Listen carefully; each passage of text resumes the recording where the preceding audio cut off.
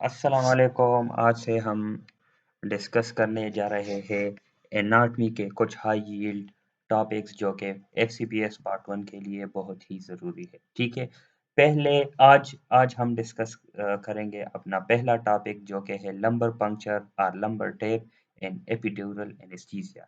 इस लेक्चर में हम जानेंगे कि हम लंबर पंक्चर किस रीजन में करेंगे, कौन से स्पेस से हम सीएसएफ निकालेंगे और कौन से हमारा जो लैंडमार्क होगा वो कौन सा होगा और एपिड्यूरल एनेस्थीसिया का लैंडमार्क या कौन सा स्पेस एपिड्यूरल एनेस्थीसिया के लिए होगा। तो चले स्टार्ट करते हैं। ठीक है, when a lumbar puncture is performed, the needle enters the subarachnoid space. Subarachnoid space से हम वो subarachnoid वो स्पेस होता है जहाँ पे CSF मौजूद होता है। ठीक है, तो CSF को हम निकालेंगे, तो CSF को जब निकालेंगे तो हमें जाना पड़ेगा subarachnoid स्पेस में। लेकिन subarachnoid स्पेस के पहले क्या क्या आता है? पहले स्किन आता है। ठीक है, अभी मैं आपको इधर एक डायग्राम दिखाता हूँ। तो देखें, ये लंबर पंक्चर नीडल है। हम जब ये सब एरेक्नाइड स्पेस है, सब एरेक्नाइड स्पेस तक आने के लिए हमें कौन कौन से लेयर्स को पेयर्स करना पड़ेगा। पहले स्किन, फिर है फेशिया, फिर सुप्रास्पाइनस लिगामेंट। ठीक है, इधर एक सुप्रास्पाइनस लिगामेंट है, फिर इंटरस्पाइनस लिगामेंट। ठीक है, फिर इंटरस्पाइनस लिगामेंट के बाद ये एक लिगामेंट है जो डार्क ग्रे में है, this is ligamentum फ्लेवम।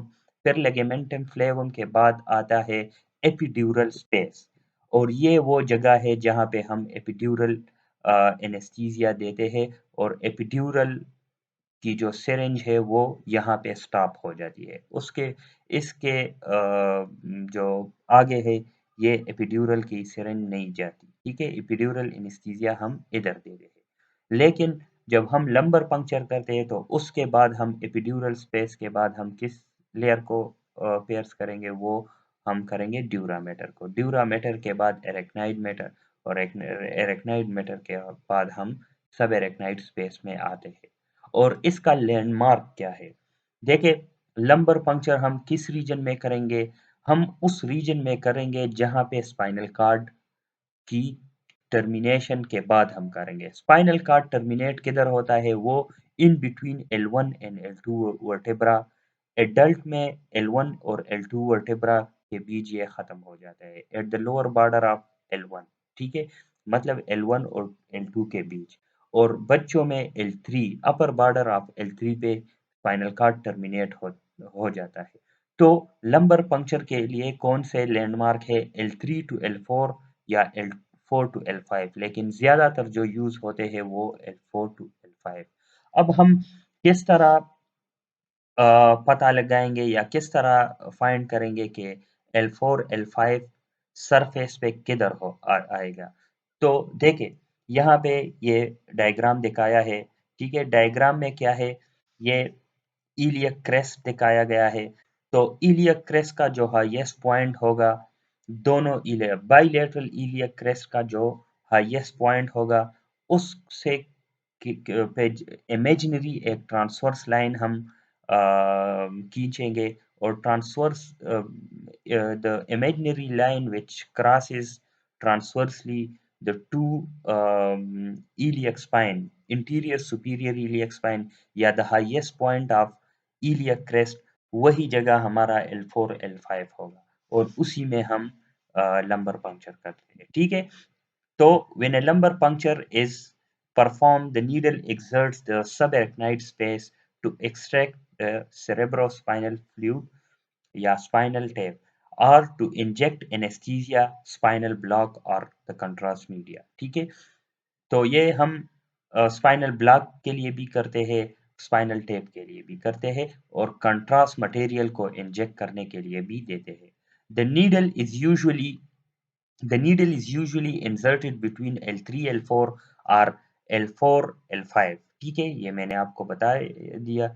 Level of horizontal line through upper points of iliac crest, यहाँ पे L3 L4 या L4 L5 हम फाइंड कर सकते हैं। Remember, the spinal cord may end as low as L2 in adults, ये मैंने बता दिया, and does not end at L3 in young adults. Endural sex does end L3 in younger children और L2 adults में इसकी termination होती है spinal cord की. लेकिन ये ड्यूरल सेक S2 तक एक्सटेंड होता है, ठीक है? ड्यूरल सेक S2 तक एक्सटेंड होती है.